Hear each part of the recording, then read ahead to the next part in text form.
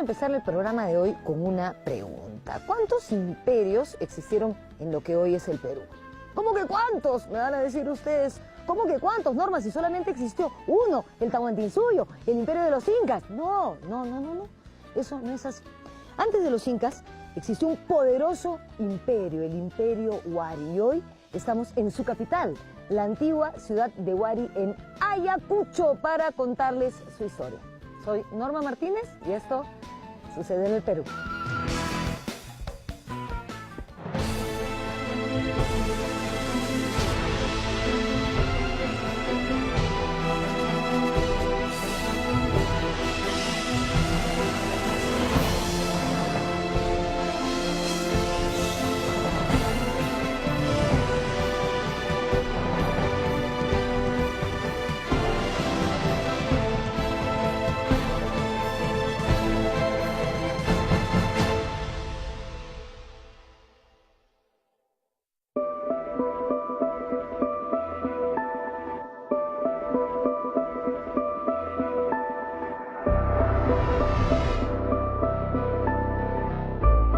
Nuestro territorio ha sido cuna de grandes civilizaciones, sociedades que lograron sobreponerse a una difícil geografía que los retaba constantemente. Pero no solo tuvimos grandes civilizaciones, que no es poca cosa, sino que aquí se formaron lo que se llamó en otras partes imperios, es decir, un gran estado que controla o somete a otros estados con una expansión enorme e irradiación de lo que llamamos cultura a niveles macro. Todo esto surgió por primera vez en nuestro territorio en el actual departamento de Ayacucho, entre los años 550 y 600 de nuestra era.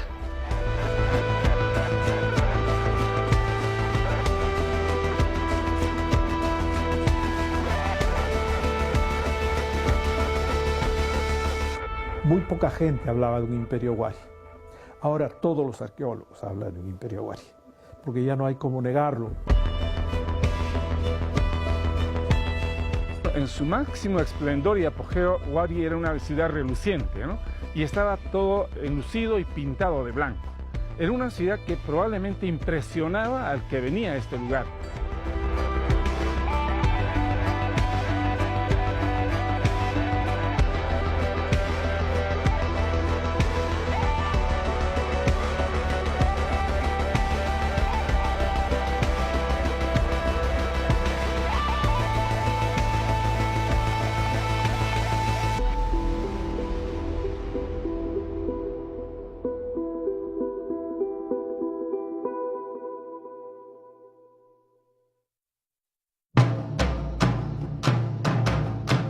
Empecemos por el descubrimiento de Huari para el mundo.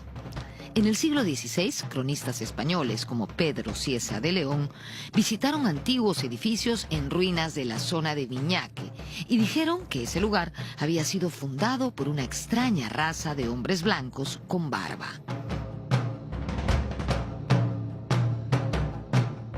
Cuando llegaron los españoles, había 3 lugares a los cuales ellos se refirieron como anteriores a la época de los incas.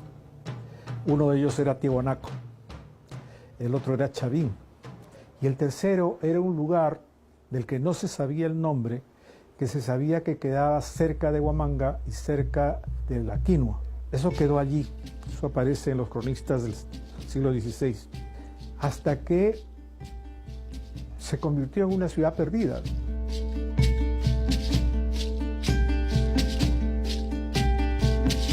En la década de 1880, el distinguido médico ayacuchano Luis Carranza, presidente de la Sociedad Geográfica de Lima, escribió un artículo sobre las ruinas de Viñaque.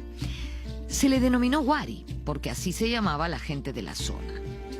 En 1923, un periodista realizó dibujos de algunos monolitos ubicados en aquel lugar. Unos monolitos labrados en piedra que habían sido encontrados pues casi con seguridad, lo sabemos ahora, hacia 1640, por los hacendados que había en Huari, que desde luego saquearon Huari, excavaron las tumbas, se llevaron todo lo que había dentro de ellas, de las tumbas estas de piedra hermosas que hay allí, todavía quedan los restos de las tumbas, y saquearon este lugar. Como parte de eso quedaron estos monolitos. Poco después le llegó el turno al gran Julio C. Tello.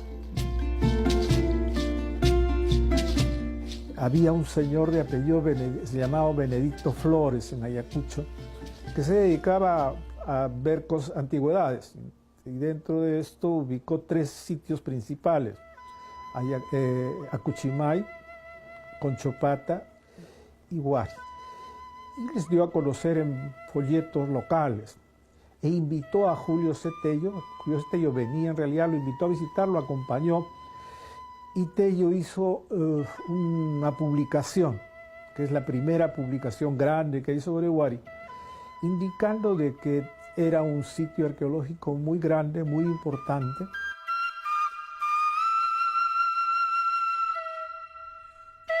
Él da los primeros pasos para empezar a conocer la cultura Huari y empezar a individualizarla, porque hasta antes de él, incluso poco después de él, todavía era conocida como Tiahuanaco costeño, ¿no? Pero ya con las investigaciones que se van haciendo a lo largo del tiempo, se ve que es un fenómeno que, aunque tiene muchos parecidos con Tiahuanaco, y de hecho pudo haber algún tipo de interconexión cultural entre ellos, es un fenómeno independiente y que se extiende sobre todo hacia la parte norte del actual territorio del Perú, ¿no? Hacia la Sierra Central y hacia la costa central y norte del país.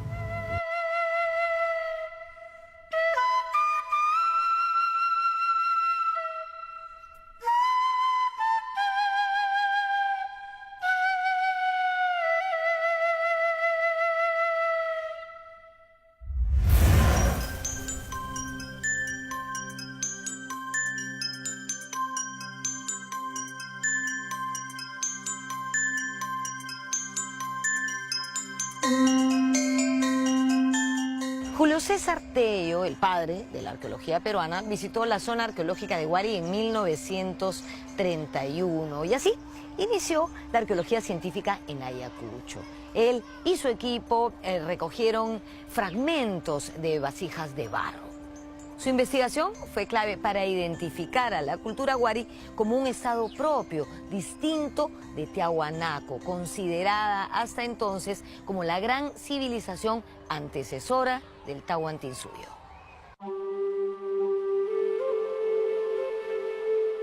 Hasta ese momento, gracias a los trabajos de Max Uhle en Pachacamac, se hablaba de Tiahuanaco como la cultura primordial de toda la antigüedad peruana, y entonces se atribuía el hallazgo de cerámica que ahora conocemos con el nombre de Huari, pues en muchas partes del Perú, excavadas fundamentalmente por Uhle. Tello pensó que no, y como Tello andaba dándole las contras a todo lo que habían dicho sus anteriores investigadores, les llamó Collagua y no les llamó, y también Huari, y no les llamó Tiahuanaco.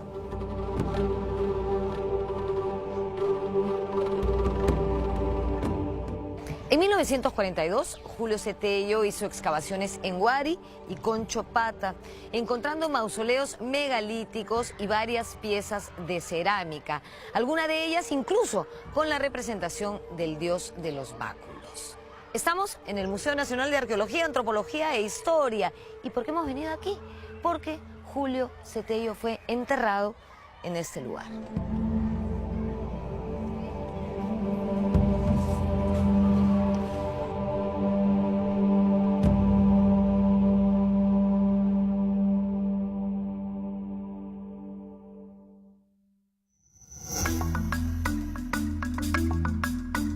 A mediados del siglo XX, las investigaciones del arqueólogo norteamericano Wendell Bennett y las del trujillano Rafael Larco Joyle le dieron la razón a Tello. Huari o Collagua sería una cultura tan grande como Tiahuanaco.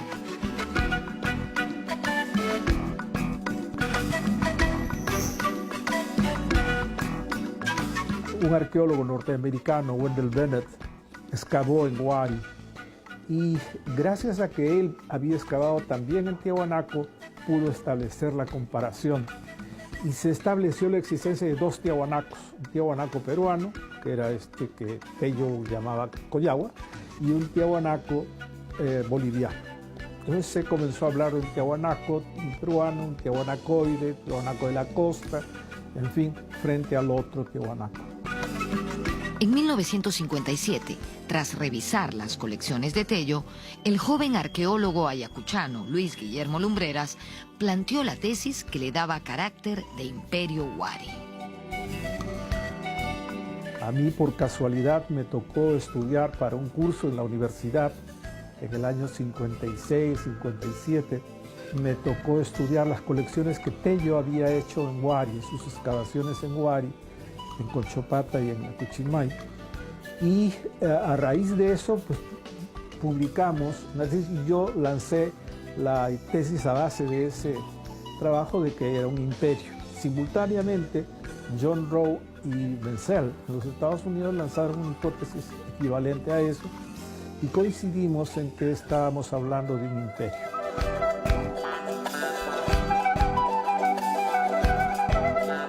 Siguiendo criterios económicos y sociales, Lumbreras planteó 7 periodos de desarrollo en el Perú antiguo.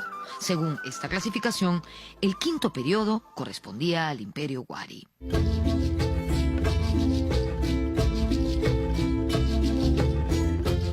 Hay dos maneras de periodificar el Perú prehispánico. Una que es la que hace Lumbreras y que se basa en desarrollos sociales a lo largo del tiempo. Entonces Lumbreras le da la calificación de imperio. Entonces estamos hablando de un imperio Wari que se desarrolla aproximadamente entre los años 500 a 700, 800 de nuestra era.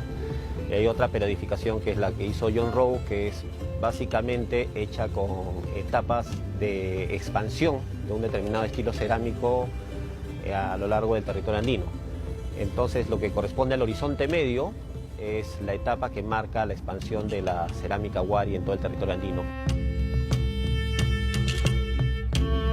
Lumbreras estableció que la cultura huarpa era la fase cultural ayacuchana previa a Wari. El centro de Huarpa habría sido el poblado de Ñauimpuquio. Con los huarpa se fortaleció el poder de los sacerdotes y apareció el Estado en una forma incipiente y a una escala local.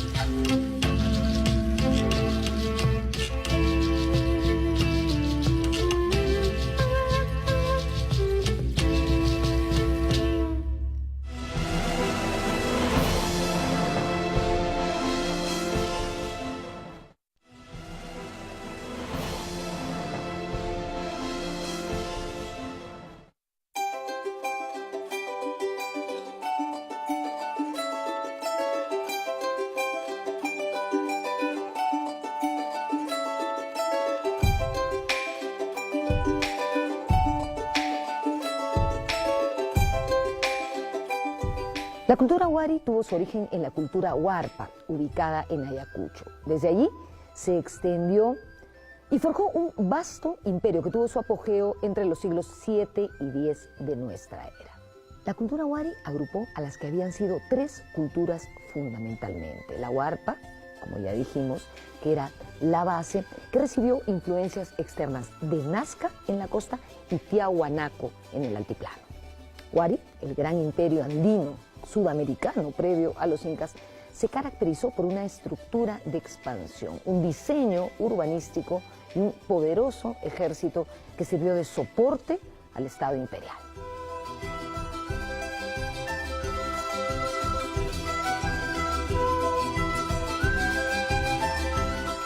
Estamos en el área ceremonial de Vegachaju Mojo.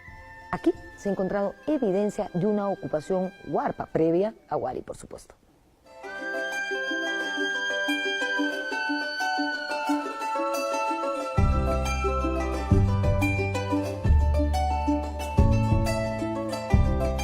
En el área ceremonial del sector de Vegachayoc, Mojo, de la ciudad de Huari, existe evidencia de presencia huarpa. Se ha demostrado que hay una ocupación huarpa de una cultura local que se llama huarpa, que es contemporánea con Nazca, Tiwanaku, Recuay, la cultura Lima. Y acá en Ayacucho la característica fundamental de ellos es que desarrollaron la tecnología agropecuaria en gran escala. Son grandes constructores de canales, de terrazas, de reservorios, y son ellos probablemente los que empiezan la construcción para traer agua a esta ciudad desde un punto muy lejano que está ubicado a 16 kilómetros en el cerro que se conoce como Rashuilca.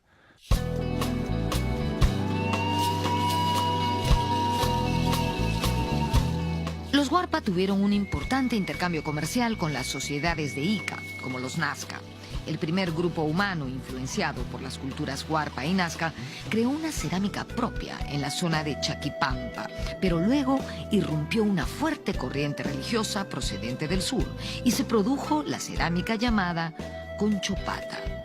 Según Lumbreras, el estilo Conchopata es el vínculo más antiguo y directo de la conexión de Huari con Tiahuanaco. Ello debido a los elementos decorativos de su iconografía. Todo indicaba que se trataría de una nueva religión procedente del Titicaca, bien traída a Ayacucho por gente proveniente de esa zona, o en su defecto por hombres que visitaron el altiplano y retornaron a Ayacucho importando la religión altiplánica. Hay unas deidades, ¿no?, muy importantes que están siendo identificadas, como es el Coa o el felino volador, que es este personaje que aparece en la portada del Sol. Está el mismo dios de los báculos. Aparecen diferentes tipos de representaciones de estos personajes, pero que están vinculados con el culto al agua. Huari es una ciudad bastante seca en la actualidad, pero pues el agua era un elemento necesario, importante, y el culto al agua parece ser que está vinculado también con estas deidades. La cultura huari logró desarrollarse en medio de condiciones muy desfavorables. Mientras todos los valles de la costa, Moche, Lima, Nazca, florecieron durante los primeros siglos de la era cristiana, Ayacucho se mantuvo en condiciones relativamente pobres. En Ayacucho la agricultura no es lo mejor, es lo más difícil que hay. Las condiciones de la tierra son muy duras, hay poca tierra, no hay valles prácticamente. En base a ingenio y trabajo, los huari terminaron superando las dificultades naturales y su clase dirigente se propuso conquistar más territorios, como el de Huamanga, a partir del año 600. De esta forma, los mercaderes huari empezaron a trasladarse hacia otras zonas acompañados de guerreros.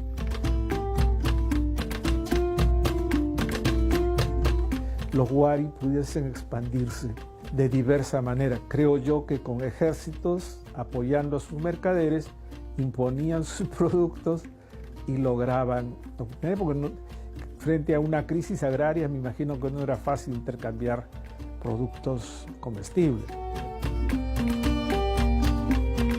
Huari se convirtió en un imperio panandino, desde Cajamarca y Lambayeque por el norte hasta Cusco y Moquegua por el sur. Como ocurrió en Chavín, la religión y los sacerdotes fueron muy importantes para la consolidación del Estado huari. Sin embargo, su dominio abarcó también otros órdenes, como el político, el económico y el militar.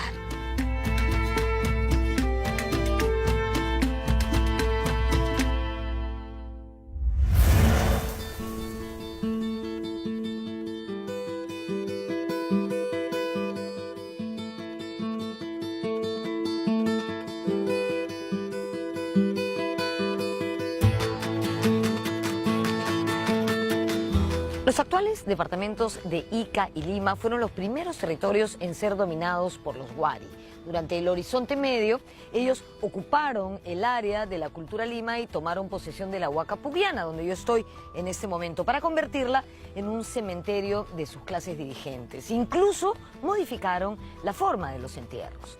¿Qué quiero decir con esto? Que a partir de los Wari, los entierros se hacen en fardos funerarios, con una suerte de máscara o falsa cabeza en la parte de arriba del fardo. Además, acompañaban a los entierros textiles, enseres de la vida cotidiana, restos de comida como ofrendas, seguramente, y objetos de carácter ritual. Aquí encontramos una tumba Wari en plena Huaca Pugliana.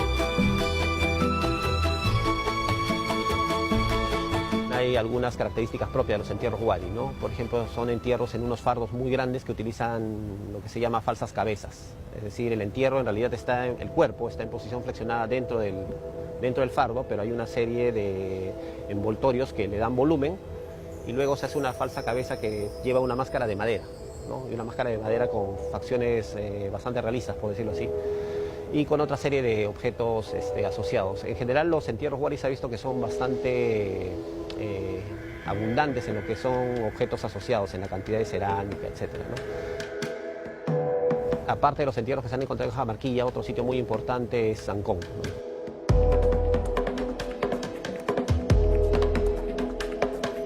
El poderoso ejército Wari expandió las fronteras del imperio, sometiendo a pueblos enteros. Este poderío militar fue sostenido por una clase dirigente que buscaba obtener mayores excedentes. En las excavaciones que nosotros hicimos en el sitio de Conchopata, que es un poblado secundario de la época Wari, hemos encontrado evidencias y testimonios de soldados, de gente del ejército que tenían pues arcos, flechas, lanzas, los uncus con atuendos de felinos. Otros tienen representaciones de halcones, ¿no? en el hombro, y los escudos de forma rectangular, probablemente era con soporte de madera y de cuero, con pinturas de cabecitas de felinos, círculos concéntricos. O sea, estamos hablando de un ejército organizado, jerarquizado, con los que salían pues a las grandes conquistas.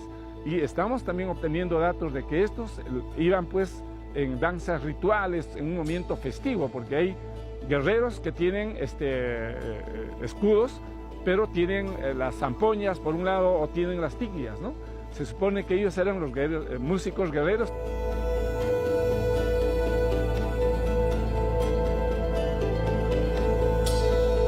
Se ha encontrado también en Huaca San Marcos mates con grabados de escenas de guerra. Se ven claramente escenas de guerra donde algunos personajes están peleando entre sí, incluso uno está sosteniendo una cabeza decapitada, ¿no? La capital del Imperio Wari es una muestra de la compleja planificación urbana alcanzada por esta civilización. Sus vestigios revelan también la estratificación social de sus habitantes.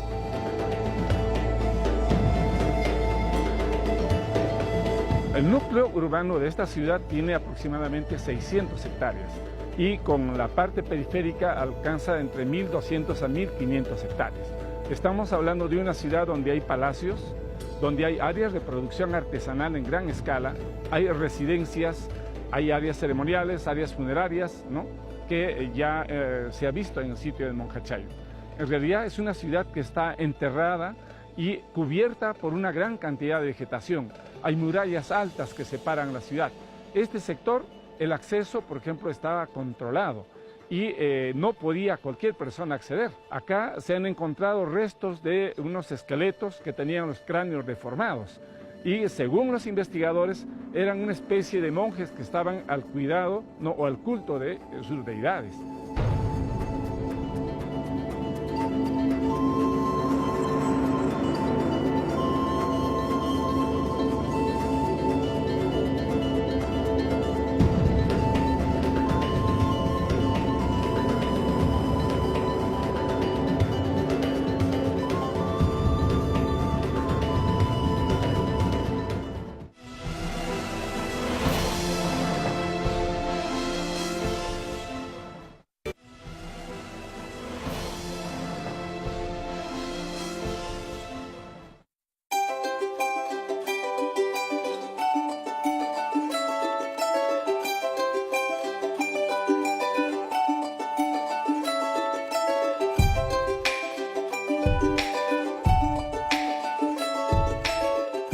antigua ciudad de Huari queda a 25 kilómetros al noreste de Huamanga. Se cree que en este lugar, en su momento de apogeo, vivieron entre 50 y 70.000 personas. La ciudad está diseñada en grandes conjuntos habitacionales, conocidos como barrios o sectores. Se han identificado un barrio religioso central, otro funerario, 2 sectores artesanales y espacios públicos abiertos, como para reuniones masivas. Algunos de los sectores, además, como podemos ver aquí, estaban rodeados de murallas.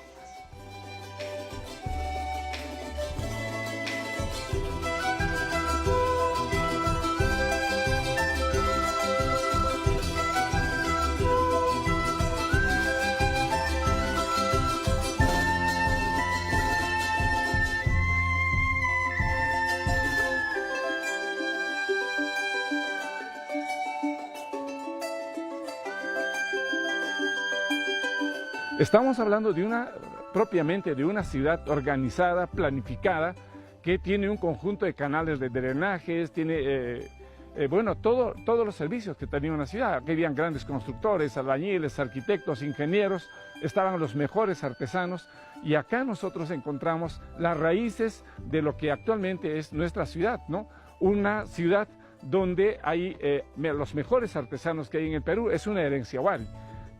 No hay que olvidar que la famosa piedra de Huamanga o el alabastro ha sido encontrado ya en Huarmey, en uno de los centros administrativos huari.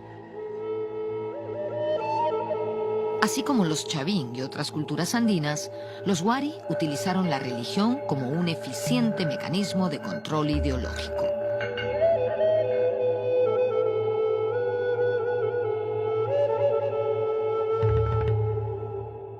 Se hacían rituales especiales porque hay un conjunto de pasadizos semisubterráneos por las cuales se accede a una de estas plataformas, ¿no?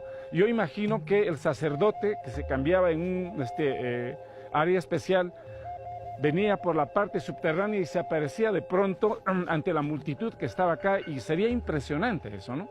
Creo que hay un conjunto de factores, ¿no?, de carácter ideológico, de la parte de la cosmovisión, que se mezclan para llamar la atención en este lugar. Un rasgo huari muy local, ayacuchano y no importado del altiplano fueron los templos en forma de letra D mayúscula. Debido a la gran cantidad de estos templos y estructuras funerarias, los investigadores piensan que la ciudad de Huari no fue solamente un centro de producción artesanal, sino también un centro de peregrinación religiosa.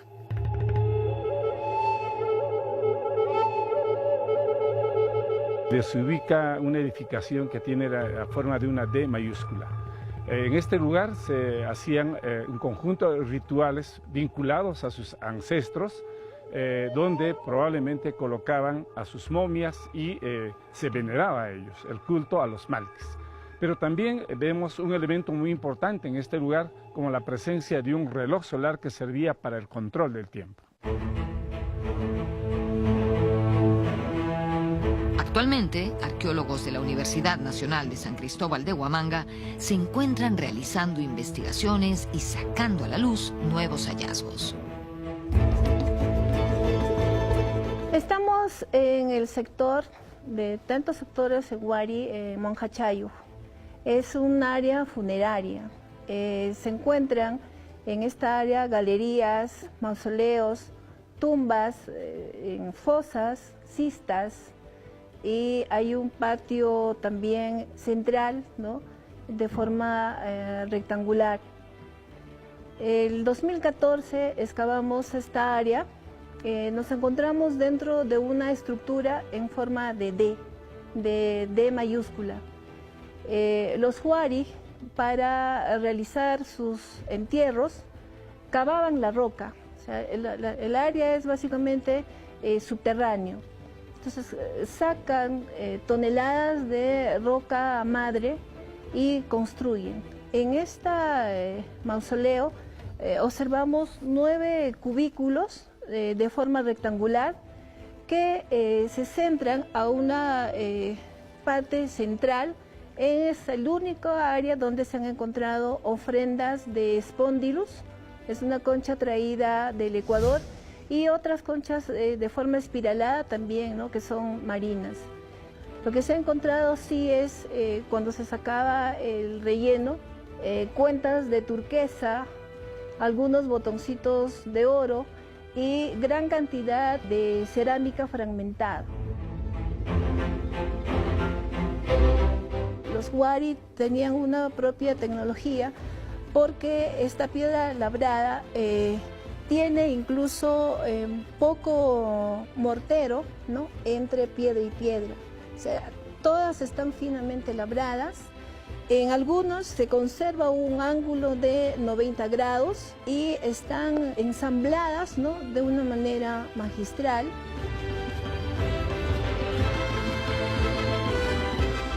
En la costa central, en el Valle del Lurín, los huari encontraron un culto local muy importante, Pachacamac.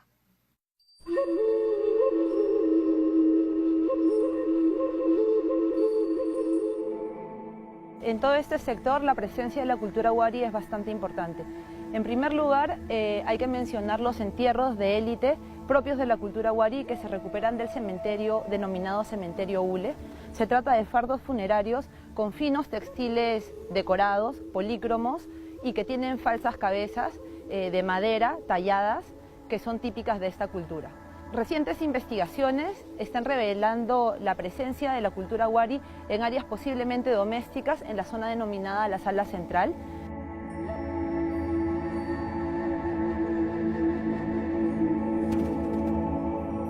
El antiguo oráculo de Lima puso su prestigio religioso a favor de la expansión política de los huari. Fue su principal aliado en la conquista de la costa central. De este modo, el primer imperio prehispánico en Sudamérica se vio fortalecido con una ideología de antiguo arraigo en el Perú. Durante el apogeo del imperio huari, esta zona se convirtió en centro de multitudinarias peregrinaciones que rendían culto al dios Pachacamac.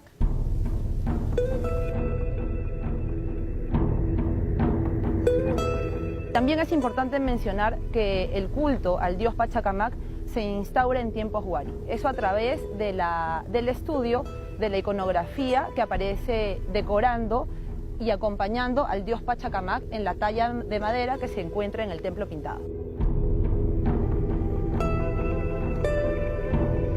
Al igual que el Tahuantinsuyo, el imperio huari tuvo en la administración y la comunicación dos de sus ejes fundamentales. En ese sentido, el uso de quipus y un extraordinario sistema de caminos fueron piedra angular de su sostenimiento. Se instala un sistema que en la época incaica se conoce con el nombre de Capacñán, es decir, un sistema de comunicación que permitía conectarse a las gentes de las distintas regiones del Perú mediante caminos formalizados. Ya se han encontrado muchísimos de estos caminos en varias partes del Perú y se tiene evidencias de que gran parte del Capacñán estaba también hecho sobre la base de caminos del tipo huari o ariñán o lo que se quiera llamar. A estas alturas del programa, lo que estamos viendo es que el Perú antiguo es una gran continuidad. Carece de sentido pensar que una cultura termina un día y al día siguiente empieza otra. Todo es una transformación que se produce en el mediano y largo plazo. Lo fragmentamos para entenderlo y estudiarlo mejor, pero no es otra cosa que una continuidad. Decimos esto porque hablamos de huaris e incas como dos entidades autónomas y diferentes, y estamos viendo que no fue así. Ambas nacieron en el altiplano, se ubicaron en zonas más o menos similares, solo que una asentó su capital en Ayacucho y la otra en el Cusco. En conclusión, una es heredera de la otra y a su vez la explica. Si no, pensemos en la administración, la arquitectura, los caminos, los quipus, el urbanismo, los sistemas hidráulicos y de drenaje. Dicho esto, y con el permiso de los puristas, podríamos decir que huaris e incas fueron una sola cosa, solo que fruto de transformaciones sucesivas ocurridas a lo largo del tiempo. Los hallazgos recientes y en conjunto las cosas que se han ido encontrando sobre huari a lo largo de estos 10 o 15 últimos años indican que Wari e Inca son una continuidad. Los hemos separado porque arqueológicamente son diferentes, pero la continuidad es muy fuerte. Ahora sabemos que varias de las cosas que están en Ollantaytambo y en el Coricancha son de la época Wari en el Cusco, porque en el Cusco fue muy importante la presencia de Wari. Y obviamente era uno de los principales enemigos de los incas. Coexistieron en algún momento, convivieron en algún momento. Y la evidencia ahora indica de que separar Wari de los incas por el momento se va haciendo cada vez más difícil. O sea, la diferencia es como la del abuelo al nieto, muy juntos. Con algo que todavía no estamos conociendo suficientemente bien es cuál es el papá, o sea, cuál es el que está al medio.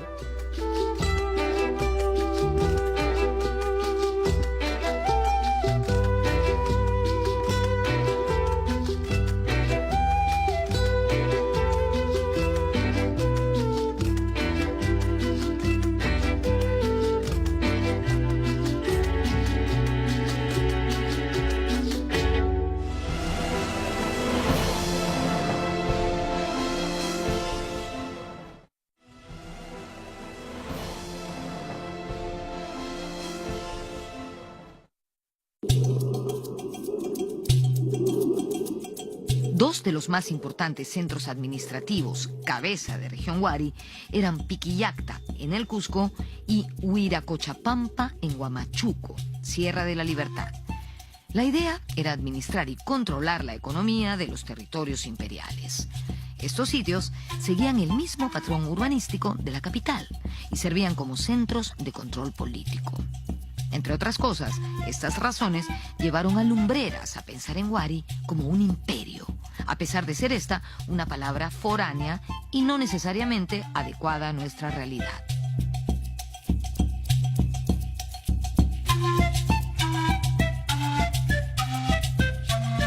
Mire, para mí fue en ese momento fundamentalmente la expansión de un tipo de cerámica y de la existencia de dos ciudades grandes iguales a Wari. Una en el Cusco que se llamaba Piquillacta y otra en Huamachuco que se llamaba Huiracochapampa. Esas dos ciudades tenían las paredes iguales a las de Ayacucho y la cerámica igual a la de Ayacucho. Entonces me pareció que esos dos eran cosas que se habían expandido desde Ayacucho hacia los lados. Pero de otro lado, comparé lo que eran los incas con lo que era Wari y la manera como se comportaban los sitios incaicos y los sitios Wari, arqueológicamente. De modo que me pareció que si los incas eran imperio, Wari era un imperio.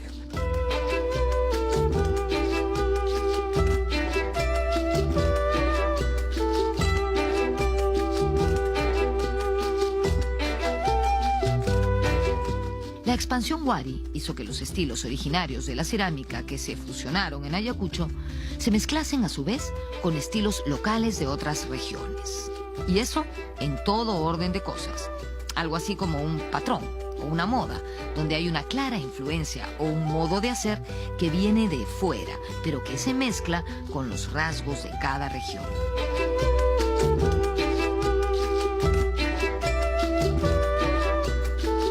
Aparecen algunos indicios de cosas llevadas desde Ayacucho, que podrían efectivamente ser. La producción es local, pero totalmente modificada. En todos ellos comienza a generalizarse el uso de la pintura, de la policromía en la cerámica, comienza a usarse muchos elementos tallados en piedra de una manera determinada, tallados en madera, y sobre todo, lo más importante es cambia el sistema básico de subsistencia. Comienza a desarrollarse una agricultura extensiva en donde comienzan a usarse de manera generalizada los andenes, donde comienza a ampliarse el territorio mediante sistemas de canales muy amplios. En el caso de Lima, Lumbreras señala que la hoy capital se benefició con varios aportes traídos por los Wari.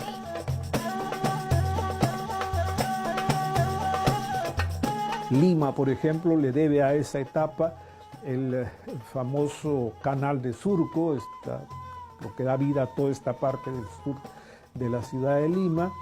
En cada uno de los lugares a donde aparece Huari, donde llega Huari, hay cambios en la estructura agraria y la introducción masiva de una economía de tipo pastoril, es decir, con animales que van a cumplir tareas de apoyo importante en el trabajo, en la producción de lana, etc. Pero al lado de eso, nosotros encontramos también un cambio notable en la producción en general. La manufactura se convierte en un elemento principalísimo, los tejidos adquieren un volumen, una importancia notable en la producción manufacturera en el Perú.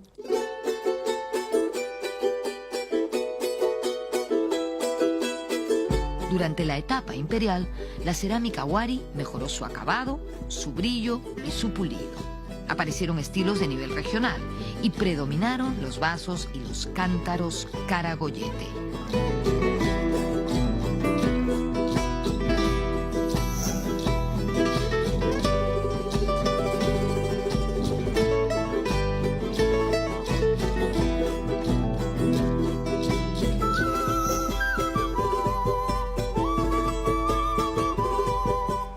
La cerámica es una extraordinaria fuente para documentar el proceso de síntesis cultural que alcanzó Huari. Esta es la Sala Huari del Museo Nacional de Arqueología, Antropología e Historia. Y aquí encontramos este cántaro Caragoyete, modelado y pintado, que representa a un hombre con un uncu. ¿Se acuerdan lo que era el uncu? Sí, la vestimenta de esa época, una suerte de camisa o camiseta.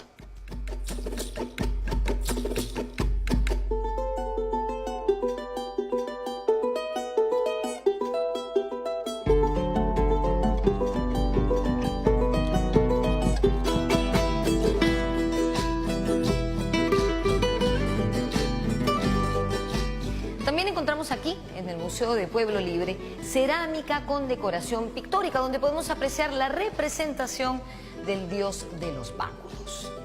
Este símbolo religioso expresa una continuidad de culto que encontramos primero en Chavín y posteriormente en Tiahuanaco, en la Portada del Sol.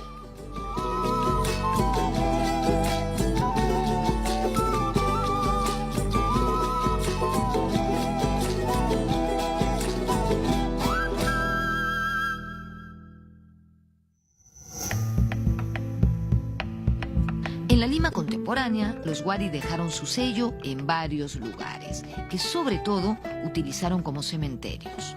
Como hemos visto, estuvieron en Pucllana, pero también en la llamada Huaca San Marcos, perteneciente a la cultura Lima.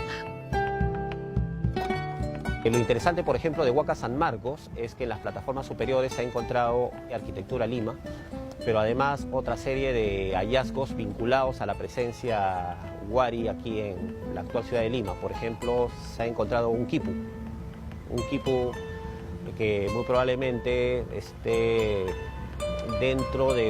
representando un sistema numérico de 5 dígitos, ¿no? Un sistema numérico basado en 5, que es diferente al sistema numérico que utilizan los incas en sus propios quipus, que ya es un sistema decimal. Otro lugar importante fue Ancón. Ancón es un sitio que muchas veces no está suficientemente difundido, pero es muy importante, sobre todo como zona de enterramiento a lo largo de la historia andina, si bien también tenía arquitectura, lo cual a algunos arqueólogos nos lleva a hacer pensar que era una suerte de santuario muy especial en el cual las distintas culturas iban y sus dignatarios principales se enterraban en esa zona, ¿no?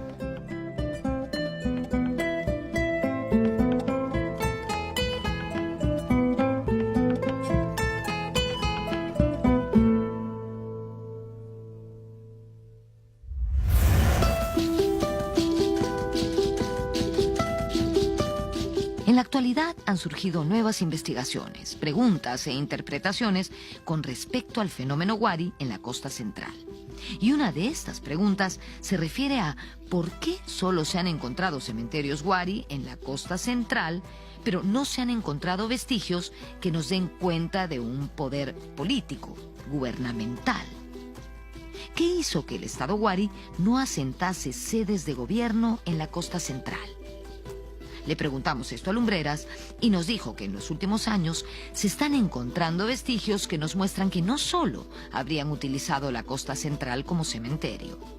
En todo caso, esperaremos la consolidación de esas investigaciones para aclarar estas dudas. No se conocen con exactitud las causas de la caída Wari, pero esta se produjo alrededor del año 1000 de nuestra era.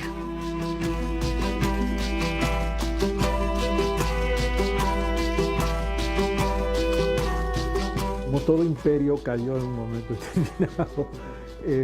Un imperio es una formación política, es un Estado que se sustenta en la apropiación de los bienes y las fuerzas que tiene otros estados, otras naciones. Entonces las incorporan a la fuerza y las someten mediante las obligaciones que deben dar tributos a estos señores centrales. En el caso de los incas fue así, en el caso de Wari fue así.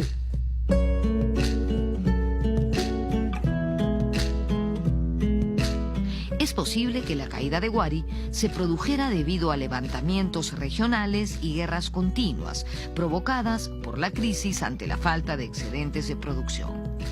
Lo cierto es que las ciudades importantes fueron abandonadas y las poblaciones se movilizaron masivamente.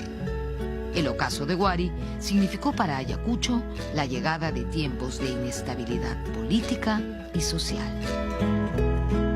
Hacia el siglo XI se declina, hacia el siglo XII ya yo creo que Wari queda restringido a 2 o 3 valles de la región de Ayacucho mismo, principalmente los valles que están alrededor del río Pampas, donde están Dahuaylas, y Ayacucho mismo. Eso declina totalmente con la liberación del Cusco, la liberación del norte. El Cusco es el que arranca con la guerra contra ya un Wari declinado totalmente, que es lo que le llaman la época de los Chancas, y ya ahí se acabó el Imperio Wari.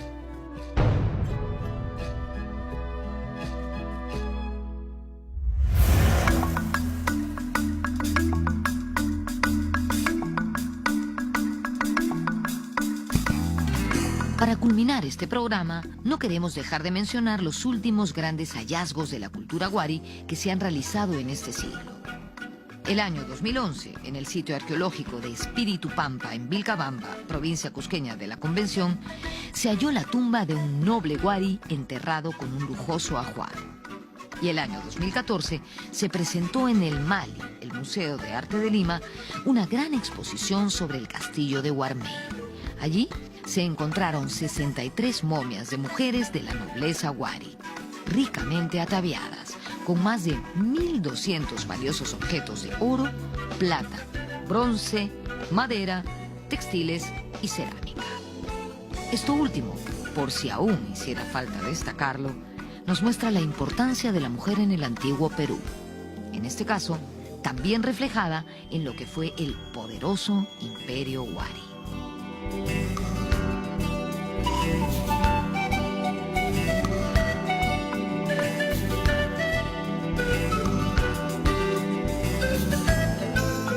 Para mí ha sido fascinante conocer la historia del Imperio Wari, por su desarrollo urbanístico, por su capacidad para sobreponerse a una geografía difícil, que es una característica del hombre andino del antiguo Perú, y también por erigirse como un imperio que luego sirvió de modelo para el Tahuantinsuyo. He aprendido también en este programa que la historia es un flujo continuo, que a veces se separa por etapas, por periodos, para comprenderla mejor, pero en realidad es siempre una continuidad. Nos vemos en la próxima.